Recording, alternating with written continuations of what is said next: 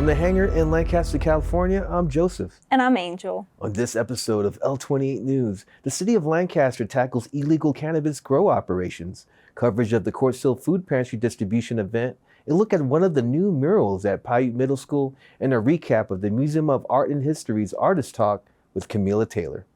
Afterwards, we take a visit to the Boulevard as the team takes a closer look at the new Destination Lancaster Visitor Center, followed by a stop by Lucky Luke Brewing Company, who serve burgers, brews, and more. Next, a talk with local street beef legend Shinigami as he trains for his upcoming fight. In a significant operation on Thursday, March 14th, the California Department of Cannabis Control, in collaboration with the Lancaster Police Department and other key agencies, executed search warrants on 2 illegal indoor cannabis grow houses in Lancaster. This action is part of the city's continuous efforts to combat the hazards posed by unauthorized cannabis cultivation. The first location uncovered an illegal operation where over 430 pounds of cannabis with an estimated street value of over $711,000 were seized. The house, plagued with a rampant spread of growing mold and the use of illegal pesticides, was deemed extremely unsafe. According to a representative from the operation, this was probably one of the worst indoor grows that the detectives have ever encountered. Consequently, the residence was red tagged and utilities were cut off. The second house yielded a seizure of over 200 pounds of illegal cannabis, valued at approximately $330,000, alongside a firearm. The homeowner was detained on site. Similar to the first, this property was also red tagged and had its utilities shut off due to safety concerns. Illegal cultivation sites like these pose severe risk, including increased fire hazards due to the excessive use of electricity and the potential for electric wiring corrosion caused by high humidity and corrosive agriculture chemicals. Such environments not only endanger those directly involved, but also pose significant risk to unsuspecting neighbors and future homeowners. The inside of both houses was toxic due to the chemicals and mold. The paint on the walls were peeling from solvents and the chemicals emitted by the plants. Outside of the second house and displaying the numerous black trash bags filled with the seized cannabis in the bed of a Lancaster public safety truck, the agencies involved in the operation held a press conference. Commander Wilson Linares of the Department of Cannabis Control, Chief of Lancaster Police Rod Armelin, and Mayor R.X. Paris provided insights into the operation's significance and the broader issue of illegal cannabis cultivation. The officials highlighted the dangers these operations present to communities, including fire risk, environmental damage, and health hazards from toxic chemicals and molds.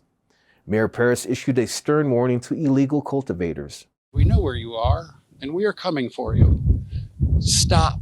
Get out of town. He later emphasized the city's dedication to ensuring the safety and well-being of Lancaster residents, stating, "Our commitment to the safety and well-being of Lancaster's residents is unwavering. This operation is critical in our ongoing efforts to rid our community of these hazardous sites. We will continue to work diligently to ensure our city is safe for all families and individuals. This is not about the morality of cannabis consumption. It's about keeping families safe."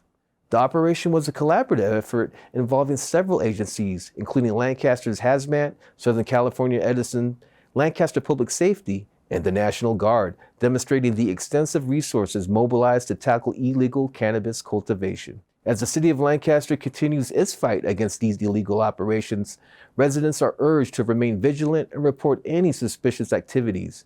This collaborative effort between the community and law enforcement is crucial in maintaining the safety and integrity of the neighborhood. L28 News live streamed the press conference from March 14, and it is available to view on our YouTube channel. Additionally, anyone with information about suspicious activity is encouraged to reach out to the City of Lancaster's Public Safety Office at lpd@cityoflancasterca.gov. Together, we can work towards a safer, healthier Lancaster. And a heartwarming display of community service and youthful initiative, our L28 News team visited the Quartz Food Pantry at the Quartz Chamber of Commerce on Saturday, March 16th. This special report highlights the young volunteers and organizers at the forefront of a movement to combat hunger in their community.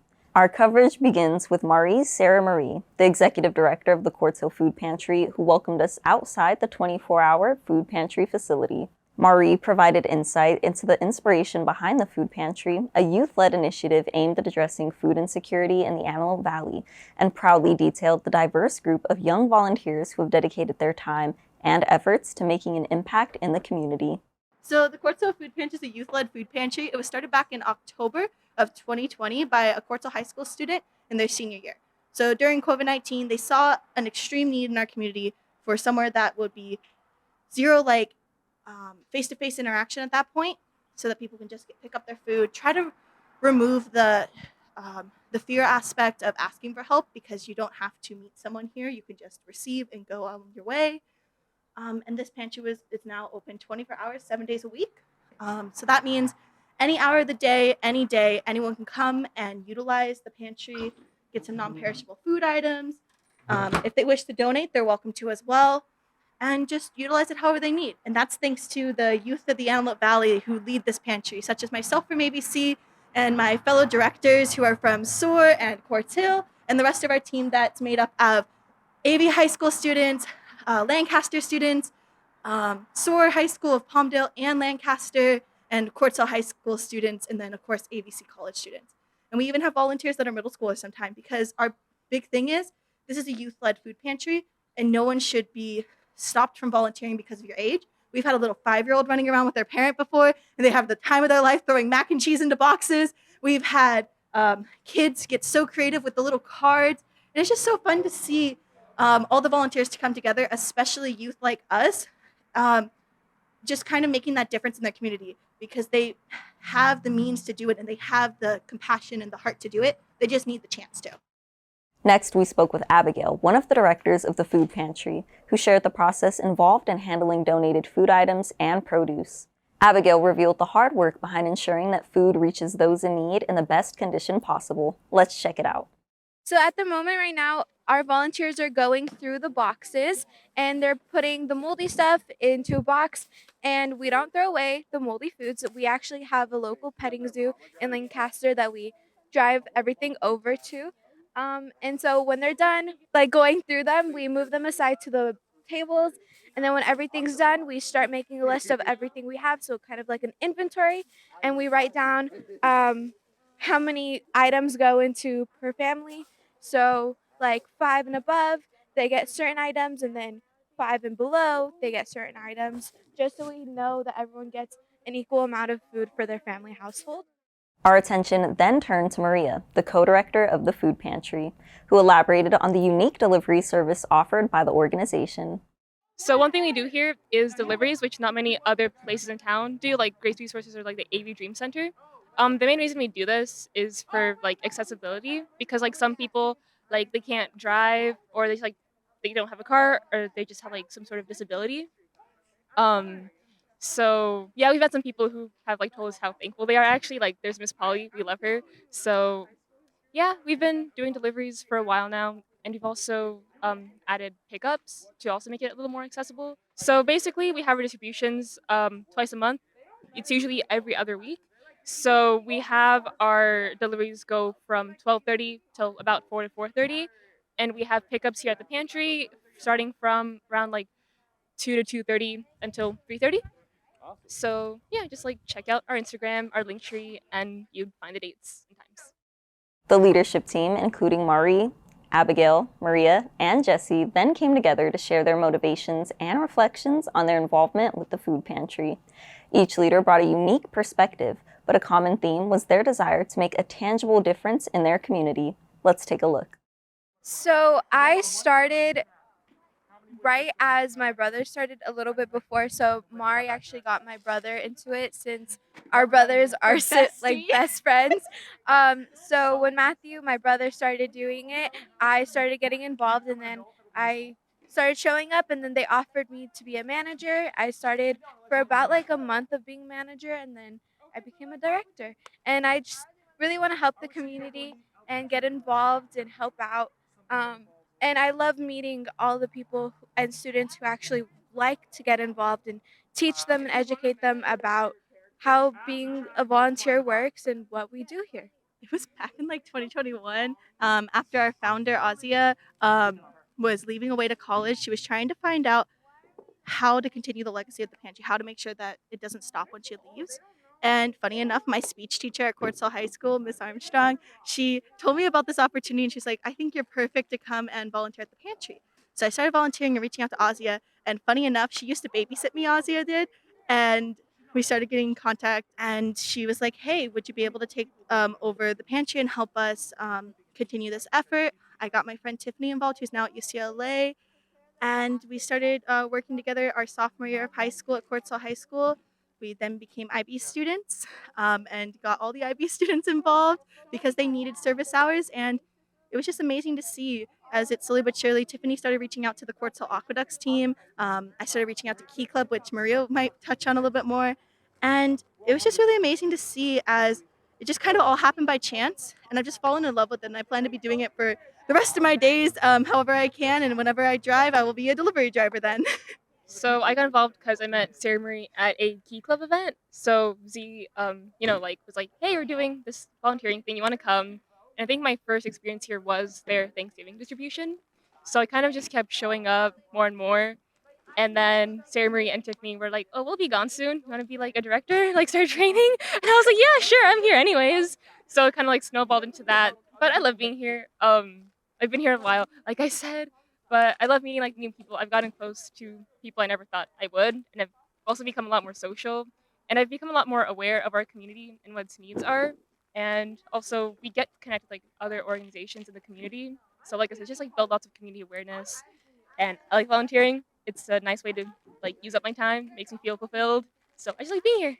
I think it's to feed the people around this community and help support them when you're in the hard times.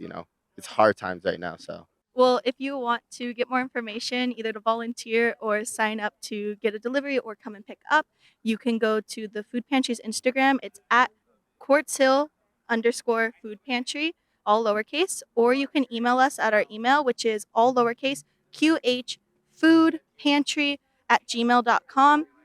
We currently do not have a cell phone, but those are the two best ways to contact us.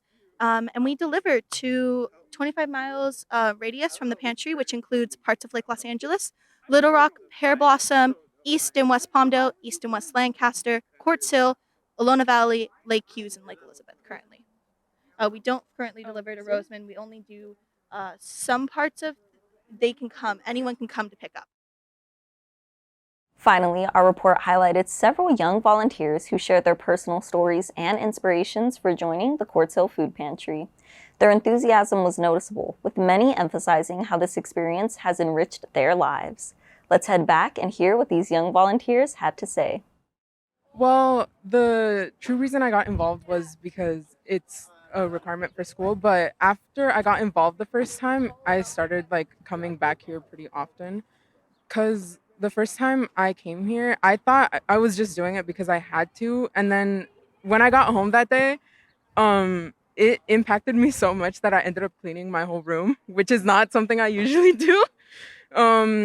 But volunteering has just impacted me a lot because it lets me see the struggles that other people have to face. And it's just a really good way to give back to the community. Well, same as her, we're in the same school, so we were required to volunteer. So again, I came here. Of course, no, working could be hard, and at first I'm just tired. I'm like, okay, just gotta get through the day. But once I got home, it made me think well, I'm going through all these food and I see how bad they are. I should start eating better, taking more precautions with food. And then once I came back, I realized the connections I made here, the friends I made, and as well as the people. They're very welcoming here. So not only are you doing a good deed, but you're also getting to meet new people. Yeah. I think it really helps me get in touch with the community more and help make an impact and help out those in need. We're always down for more volunteers to help out, and I think it's a great learning experience for everyone. The Quartz Hill Food Pantry, with its youth-led team, offer an innovative approach to community service. The dedication and impact of these young volunteers and organizers demonstrate the powerful change that can be achieved when a community comes together under the banner of compassion and service. Stay tuned to L28 News for more inspiring stories from our community and beyond. Don't go anywhere. When we return from the break, we'll be covering a mural that's recently found its home at Piute Middle School, and afterwards, a visit to the MOA to catch the artist talk with Camilla Taylor. Welcome back to L28. This next segment will be focusing on art here in the city, as Piute Middle School welcomed a new mural to their campus, and coverage of Camilla Taylor's artist talk hosted in her exhibit at the MOA. The vibrant unveiling of the Antelope Valley Continues to Bloom mural at Piute Middle School stands as a testament to the unifying power of art and culture. In collaboration with LA vs. Hate Summer of Solidarity initiative, this mural celebration highlighted the strength and resilience of the local community. Located prominently on the exterior wall of Piute Middle School, the mural designed by indigenous visual artist River Garza encapsulates the cycle of life through the poppy flower, a symbol deeply rooted within Lancaster and the greater Antelope Valley community. The mural's design draws inspiration from Tongva basket weaving patterns, connecting local tribes through shared geography and sacred geometry. However, the mural is more than just a work of art. It symbolizes unity, diversity, and inclusivity within Lancaster. The mural unveiling was a collaborative effort involving Antelope Valley Partners for Health and the Fernandeño Tataviam Band of Mission Indians, with speakers including Piute Principal Joseph Lamonaco, Mark Villaseñor, Vice President of the Fernandeño Tataviam Band of Mission Indians, and Michelle Fluke, Executive Director of the Antelope Valley Partners for Health. To help us learn more about the mural's impact, we spoke with Principal Joseph Lamonaco, who emphasized the mural's role in bridging the past, present, and future, symbolizing the convergence of history, art, and education. Wow, I got to meet the artist, and he is passionate about what he does. And he's, from the Tatavian tribe, and it's so exciting to have a piece that was created for the Antelope Valley. There were community members involved, there were students involved, there was the artist involved. He actually created this piece specifically to represent the different cultures of this valley. And it is a piece that represents coming together. It represents rejuvenation, resilience, and connectedness, that we're all part of this great community to support each other and to move forward in positive ways. So we were lucky. We're one of 5 different locations throughout Los Angeles that got murals this year. And it was through the LA County Department of Human Relations and LA vs. Hate Project. So we are blessed to have this, and it is such a powerful piece that our parents and students, when they come by every morning, drop off their kids and pick up their kids, they see this, and again, we are blooming as a community, we're blooming as a school, we are coming up with solutions to meet everyone's needs at every level. So I'm proud to be the principal here and supporting the community and students. The mural is a manifestation of Lancaster's commitment to promoting the arts and fostering creativity among local youth. Around 30 art and avid students actively participated in painting the mural, making it an inclusive and community-driven project. The mural encapsulates the essence of community spirit, reminding everyone of the strength that emerges when we stand together. In a world where art transcends boundaries, the Antelope Valley Continues to Bloom mural reflects Lancaster's commitment to celebrating the community's unique identity while fostering an environment of harmony and understanding. To stay up to date with the latest murals and art installations happening around the city, be sure to stay tuned to L28 News. Joe, what an awesome report. What an even better mural. The Antelope Valley Continues to Bloom mural at Piute Middle School. It's tying the past with the present and showcasing our indigenous cultures and heritage. Absolutely. And, shout out to all the warriors, Piute Middle School, who have worked on that mural. It really pops out, just like the poppy. And way to tie in the indigenous tribes, the Tataviam tribe. And shout outs to Joseph Lamonaco for this definitely endorsing that mural. So Joe, there's a fun fact about you and Piute if you'd like to share it with viewers. Oh yes, Angela, I'm actually a Piute Warrior alumni. So shout out to all the warriors out there. Piute Middle School, we're here. Renowned artist Camilla Taylor captivated audiences with an intimate artist talk held within her exhibit, The Knot, which was one series in the MOA's Formation exhibition. The event and its setting provided guests with a unique opportunity to visually connect with the works referenced throughout the discussion. As attendees entered, they were welcomed by a tray of clay cups, each handmade by Taylor herself.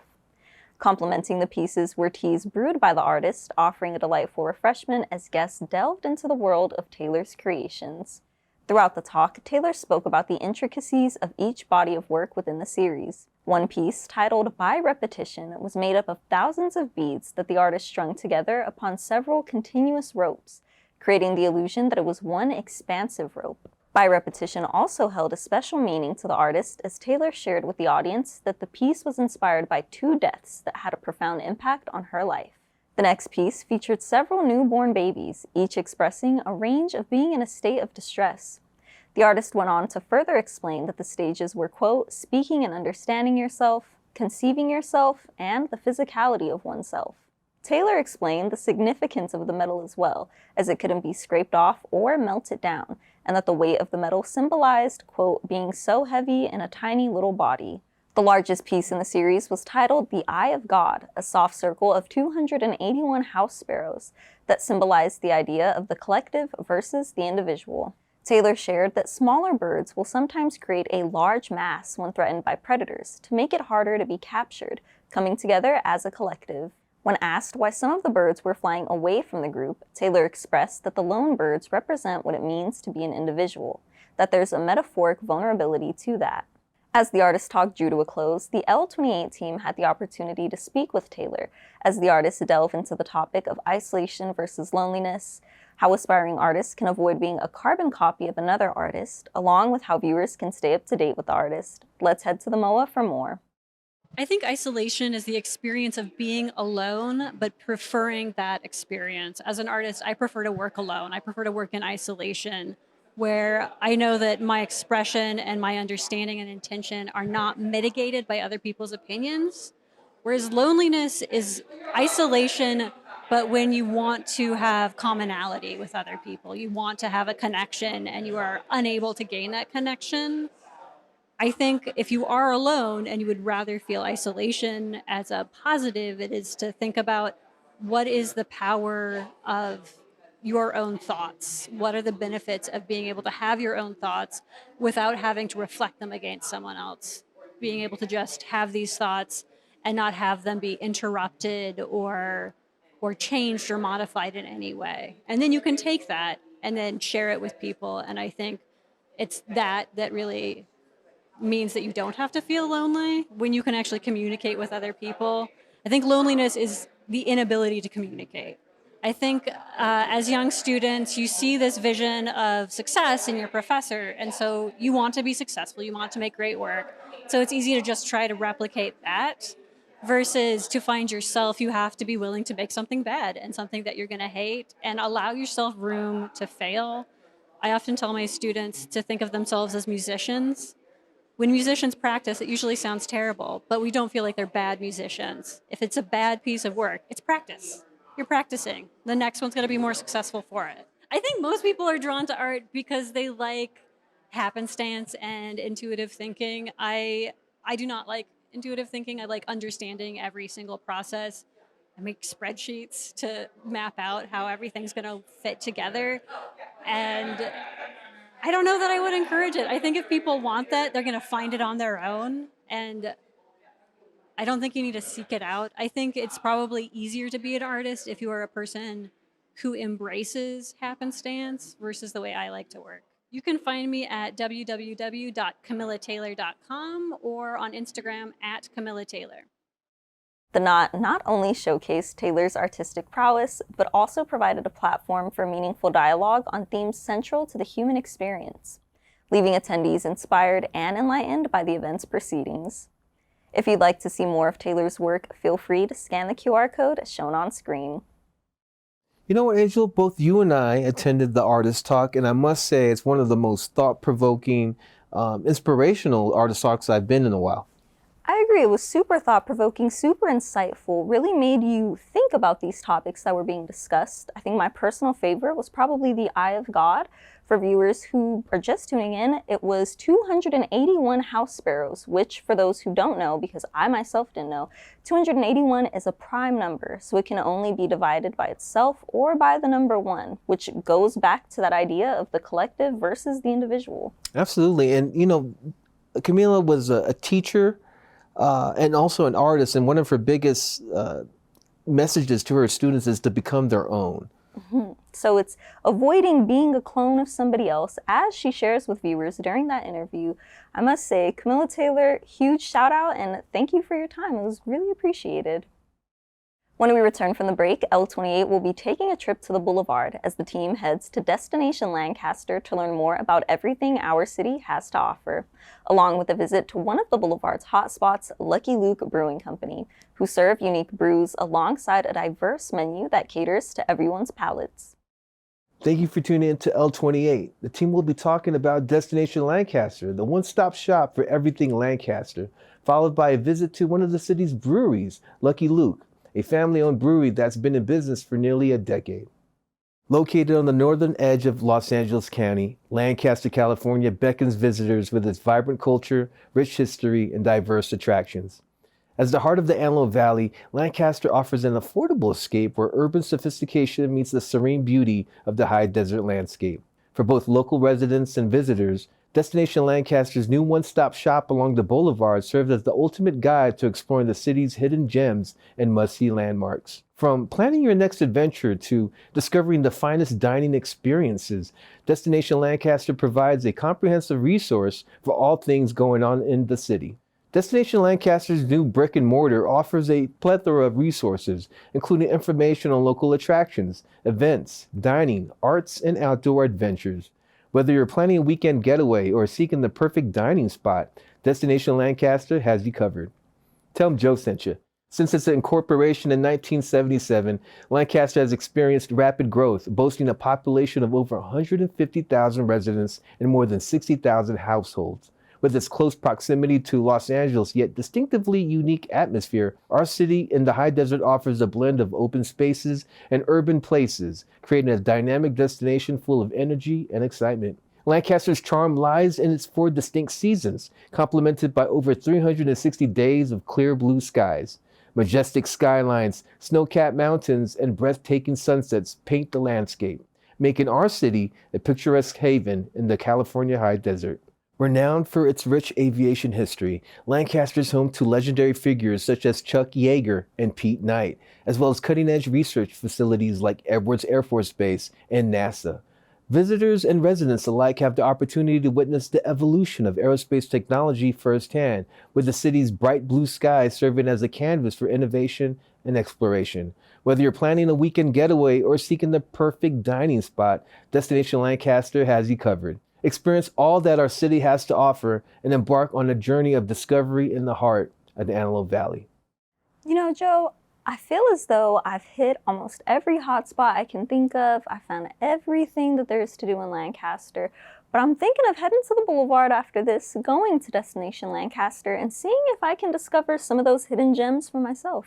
Absolutely. Destination Lancaster is like the tourism bureau for the city, and if you thought you've gone to every place, got to hit up Destination Lancaster to like tickle your other part of your brain.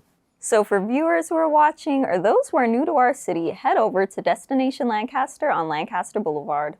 Tell them that L28 sent you. Lancaster Boulevard's Lucky Luke Brewing Company has been making waves as a cornerstone of the local community's social scene. Known for its vibrant atmosphere and diverse offerings, Lucky Luke has firmly established itself as a go-to destination for beer enthusiasts and food lovers alike. To learn more about this brew pub, the team spoke with Sam Schmitz, co-owner of Lucky Luke, who shares with viewers the history of their business and how it feels to be one of the hot spots here in the city. The team also spoke with staff who give their go-to recommendations off of the menu and what someone can expect during their first visit to Lucky Luke. Let's head to the Boulevard for more. It has been a wild ride, that's for sure. We opened our original location in 2015, and then the restaurant came in 2019. We started because my husband was a home brewer and we really loved craft beer, and the rest is history. So if it's your first time here at the Boulevard location, I definitely would suggest to let your server know that you've never been before, and they can kind of help if you're not a normal beer drinker and you need to kind of figure out what your style is and what you enjoy. Let your server know and they can kind of walk you through some of our menu options to make sure that you are paired with a beer that is the perfect fit for you. Food-wise, I mean, I'm a foodie, and so I love all of the food. But our number one seller is definitely our Cali Classic cheeseburger. We sell more of that than anything else. We do a burger of the month every single month, and that changes every single month. And so it's always something special and unique and outlandish. And so definitely try the burger of the month. Our dessert of the month is the same thing. It's a rotating menu item that will blow your mind. So Luke was my husband's great grandfather. And so the brewery was named in memory of him. He was an extra special person in my husband's life and taught my husband how to do a lot of things like work on cars and build things with his hands. And so when we were building a brewery, it just felt appropriate to name it after him. Field of Drafts is probably one of my most favorite events that we do because it is all of the community's beer-loving people in one spot. And so it's a blast. It is so much fun. And going to the event before we open up the brewery, and like I remember that first time that we went when we were kind of still in the planning phases and being like, oh my goodness, one day we get to do this. Like, this is so cool. And now we get to do it. So it's a really great community event, and we love seeing all of our friends and fans and everybody at the event. So our website is www.luckylukebrewing.com, and then you can catch us on Instagram. That's where we post a lot of our daily stuff, and Facebook too. For the one here in Lancaster, if food is more your jam and you want to kind of see the foods and the beers that we're doing, it's Lucky Luke Brew Pub.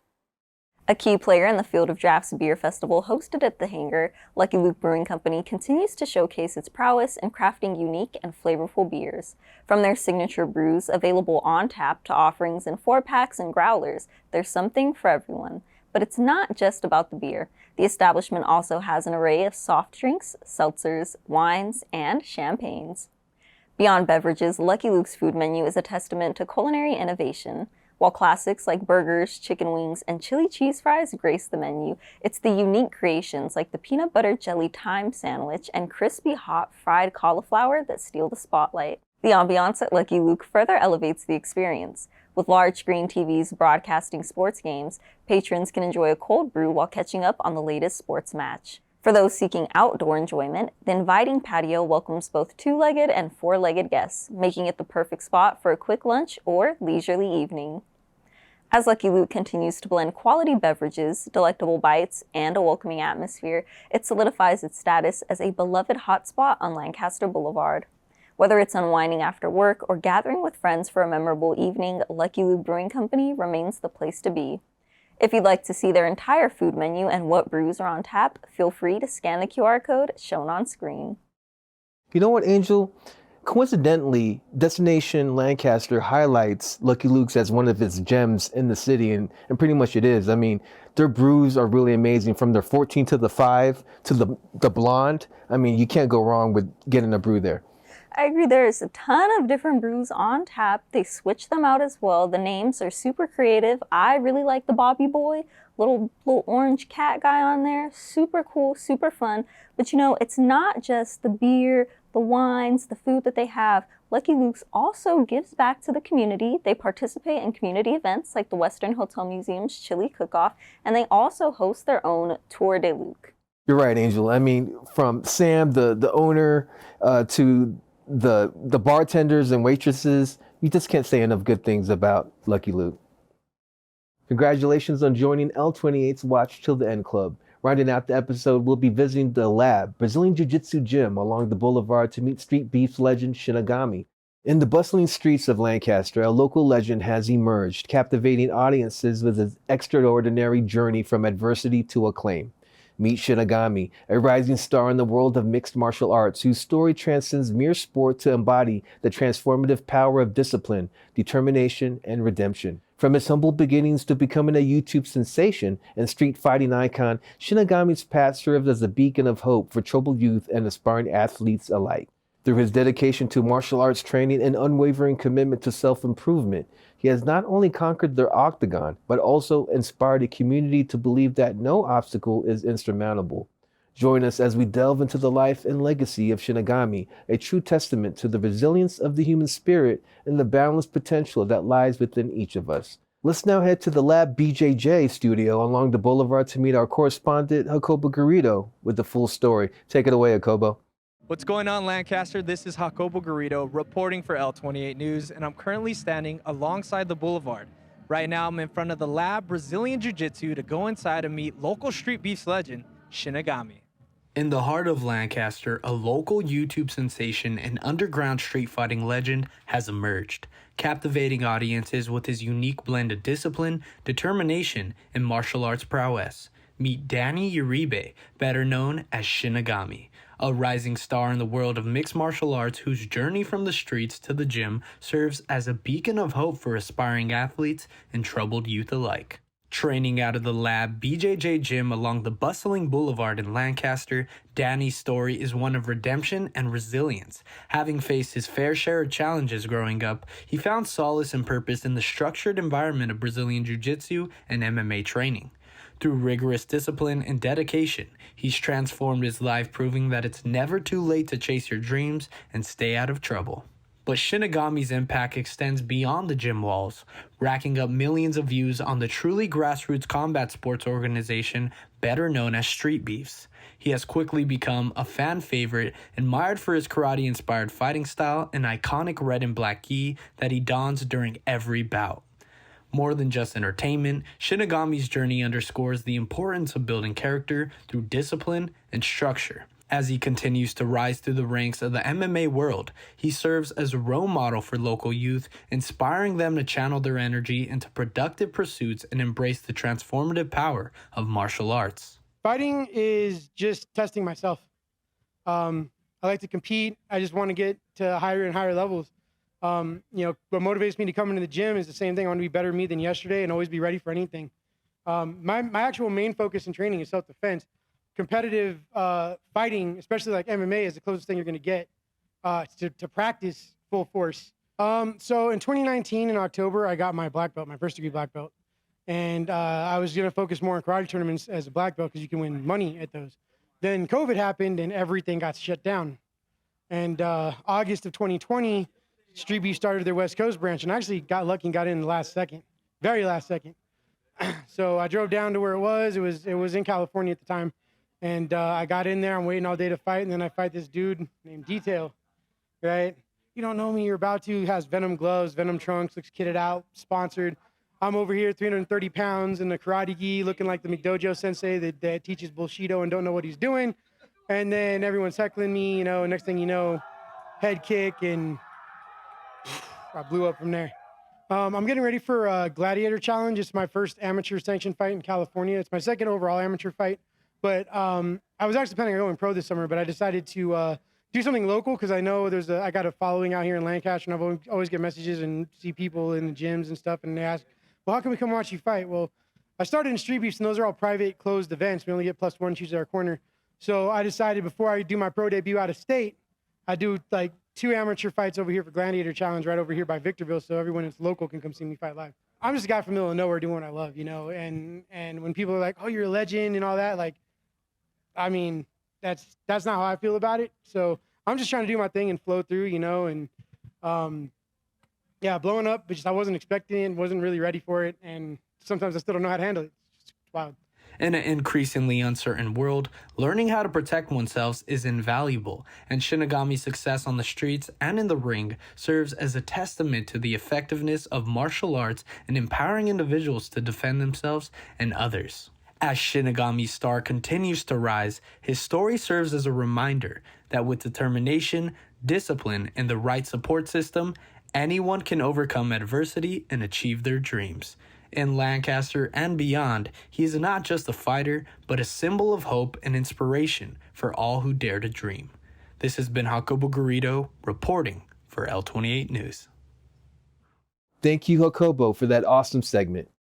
So Joe, you had the opportunity to go to the Lab Brazilian Jiu-Jitsu gym and actually meet Shinigami. So what was he like? Shinigami was a class act, a true fighter, a true gentleman, and, what an inspiration to Lancaster. Joe, and it's not just we here in Lancaster who he's inspiring. He has a huge reach on YouTube, social media. So big shout outs to Shinigami. We wish you all of the best on your upcoming fights and everything good for your future career. Well, thank you for tuning in to the City of Lancaster's news. I'm Joseph. And I'm Angel, and this has been L28 L28 News. News.